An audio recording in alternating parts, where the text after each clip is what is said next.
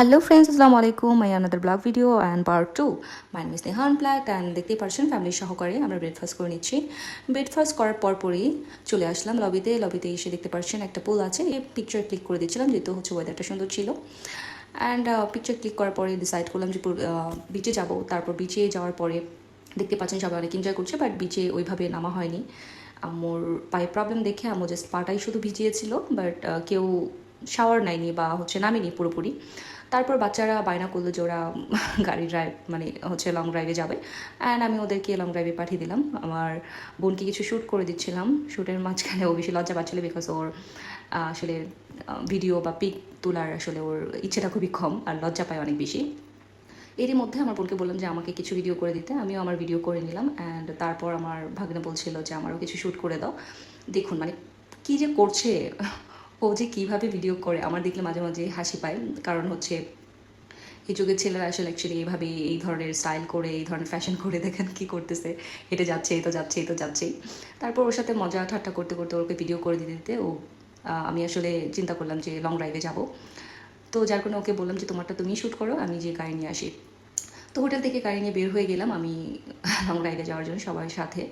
আমি যাব 0 পয়েন্টে, অ্যান্ড অনেক সময় লেগে যায়। এখানে আমি একটা কথা বলে দিতে চাই, এখানে পার আওয়ারে 3500 টাকা করে হচ্ছে চার্জ করে।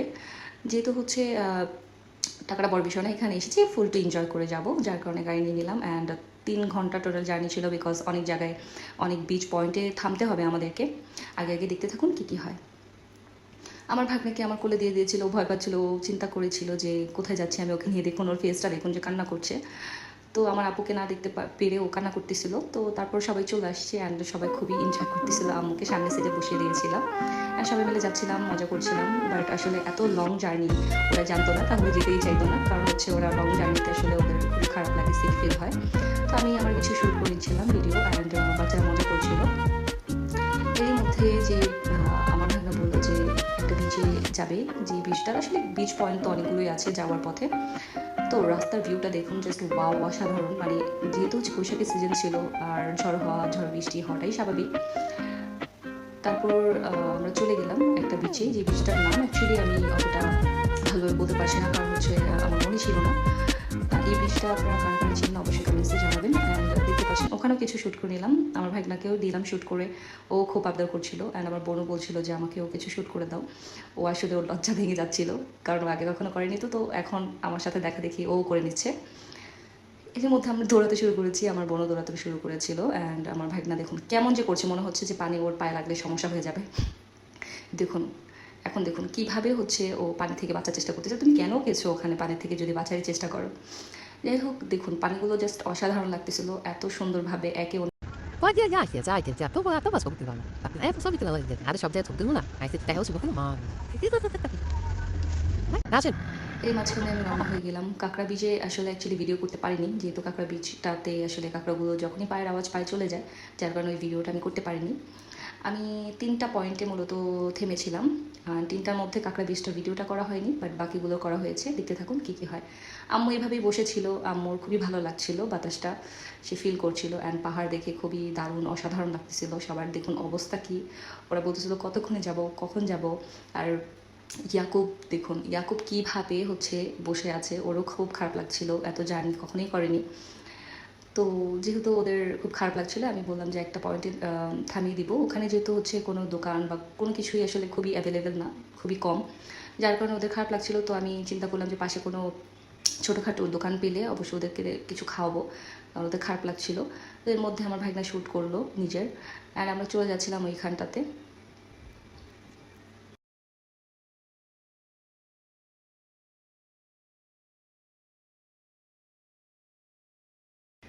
দেখুন চলে এসলাম ডিঙ্গি নৌকার পাশে, যেহেতু এই নৌকাগুলো এখানকার ফেমাস অ্যান্ড দেখতে খুবই অসাধারণ লাগতেছিল। আর আমিও আমার কিছু ভিডিও করে নিলাম। অ্যান্ড এখানে দেখতে পাচ্ছেন অহরহ ডিঙ্গি নৌকাগুলো রয়েছে, খুবই অসাধারণ লাগছিল। আমার যে আলাদা আলাদা করে ভিডিওগুলো আছে সেগুলো আমি অবশ্যই পরবর্তী ভিডিওতে পোস্ট করব, যেহেতু হচ্ছে এটা র ভিডিও, আমি একদম ডিরেক্ট আপনাদেরকে দেখিয়ে দিচ্ছি। আম্মুর খুবই পান খেতে ইচ্ছে করছিল, উনি অনেক বেশি হচ্ছে পান খেতে পছন্দ করে, যেহেতু উনি পান খাচ্ছিল তার ভিডিওটাও তখনই নেওয়া হয়েছিল। তারপর এত দ্রুত বাতাস ছিল যে সবার মানে হেয়ার এত এলোমেলো হয়ে গেছে, দেখতে পাগলের মতো লাগতেছিল। তো অবশেষে 0 পয়েন্টে চলে আসছি। 0 পয়েন্টে এসে জাস্ট মানে ভালোই লাগছিল। আমি ওখানে আমার ওড়না দিয়ে উড়াচ্ছিলাম। তারপর ওখান থেকে আমি সাথে সাথেই ওদেরকে নিয়ে বেশিক্ষণ না দাঁড়িয়ে চলে এসেছি, সুইমিং পুলে নেমে গেলাম। কারণ 3 ঘন্টা জার্নি, আসতে হচ্ছে আরও 3 ঘন্টা লেগে গেছে। মোট 6 ঘন্টা পার হয়ে গেছিলো, যেহেতু সকালবেলা গিয়েছিলাম। এখন 4টা অলরেডি বাজে অ্যান্ড আমি সুইমিং করছিলাম। আর আমার সুইমিং করতে আমার অনেক বেশি ভালো লাগে। যেহেতু সন্ধ্যা চলে এসেছিলো, সন্ধ্যার মধ্যে আসলে কী করবো ভাবছিলাম। ভাবতে ভাবতে চিন্তা করলাম যে আম্মুকে নিয়ে রেস্টুরেন্টে চলে যাই। আম্মু প্রথমে আসতে চাচ্ছিল না, যেহেতু তার আসতে অনেক কষ্ট হয়, তার মধ্যে ওদের অনেক জার্নি হয়ে গেছে। তো আম্মুকে হুইল চেয়ার করে মূলত নিয়ে আসা হয়েছিল। খাওয়া দাওয়ার শেষে আমরা চলে যাচ্ছিলাম রুমে।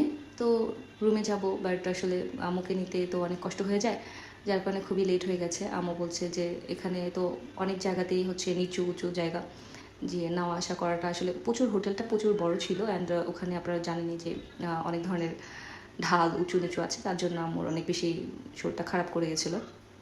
এর মধ্যে মর্নিং হয়ে যাওয়ার পরে আমার ভাগনাটা ভিডিও করছিল, যেহেতু আজকে আমরা চলে যাচ্ছি।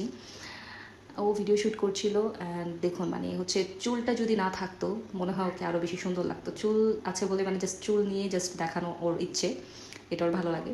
ব্রেকফাস্ট করার পরে আমি আম্মুকে নিয়ে রুমে চলে আসি অ্যান্ড রুমটা ছাড়ার সময় চলে আসছে অ্যান্ড আম্মুকে একটু ভিডিও করে নিলাম অ্যান্ড আম্মুর সাথে একটু সময় দিলাম। দেওয়ার পরে আম্মুকে বলছিলাম যে আবার আসবে। আম্মু বললো যে হ্যাঁ আমি আবার আসবো, আমার খুব ভালো লেগেছে। যদি কখনো আবার বেঁচে থাকি বা সুযোগ হয় তাহলে অবশ্যই আম্মুকে নিয়ে যাব খুব শীঘ্রই। তো তার আগে সবারই উচিত যে নিজের আখিরাতের জন্য কোনো কিছু করার। যেহেতু হচ্ছে আম্মুকে ঘোরানো হয়ে গেছে, আমার ইচ্ছে নেক্সট টার্গেট আম্মুকে নিয়ে আমি সৌদিতে চলে যাব। তো এখানে দেখতে পাচ্ছেন আমার ভাগনার ভিডিওই শেষ হচ্ছে না। ওকে বললাম চলো নিচে চলো, আমাদের অলরেডি পেমেন্ট সব কিছু করা ডান হয়ে গেছে। তো বৃষ্টি হচ্ছিলো ধীরে ধীরে, আমিও শ্যুট করছিলাম এর মাঝখানে। তো শ্যুট করতে করতে দেখতে পাচ্ছেন 2025 লেখা আছে। আমি আসলে বেশিক্ষণ শ্যুট না করেই চলে আসছি, কারণ গাড়ি চলে আসছিলো। তো রওনা দিয়ে দিলাম হোটেলের উদ্দেশ্যে, কারণ আমরা শহরে চলে যাচ্ছি। শহর থেকে কিছু কেনাকাটা করে তারপর চলে যাব ঢাকাতে। শহরে যে ভিডিওটা আসলে তেমন ভিডিও করিনি, যেহেতু আজকে চলে যাচ্ছি। নেক্সট পার্টে অবশ্যই ভিডিওটা দেখতে পারবেন। অ্যান্ড আল্লাহ হাফিজ, বাই বাই, টেক কেয়ার। আবার দেখা হবে। ভিডিওটা ভালো লাগলে শেয়ার করে দেবেন। Thank you so much.